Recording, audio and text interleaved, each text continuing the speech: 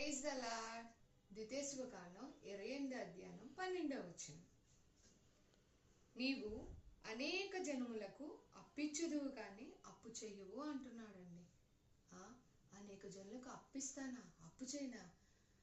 అదేంటి ప్రభా, నేనే అనేక అప్పుల్లో మునిగిపోయి ఓకే చింతపడుతుంటే నేను అనేక జనులకు అప్పిస్తానంటావేంటి ప్రభా, ఇది ఎప్పుడు అవుతుంది, అసలు నాకేం అర్థం కావట్లేదు అని చెప్పి అనుకుంటున్నారు కదండి.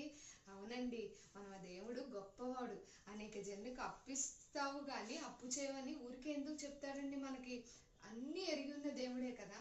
అందుకే అనేక జనులకు అప్పిచ్చేవారిగా చేయాలని ఆశపడుతున్నాడు. కాబట్టి మనతో దేవుడు ఈ రకంగా మనల్ని బలపరచడానికి, మరింతగా సంతోషంగా జీవించడానికి దేవుడు చూస్తున్నాడు. కాబట్టి అనేక జనులకు అప్పిస్తావు కానీ అప్పు చేయమని చెప్తున్నాడు. ఏ రకంగా అంటే అప్పులన్నీ తీరిపోతూనే